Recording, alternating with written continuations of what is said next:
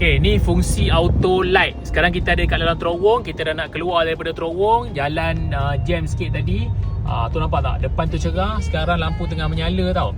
So bila kita keluar je daripada terowong ni, alah jalan jam pula. Ajar nak tunjuk ni. Ajar tersangkut kat dalam terowong Monora ni. Nampak tak? Ni So ini lampu yang mengatakan lampu tu tengah on lah. So sekarang sangat cerah kat sini. So bila kita keluar sahaja, auto light ni dia akan off terus. Macam kita tengok Okay, dia dah auto off. Sensor dia dekat sini. Ni depan ni sensor dia.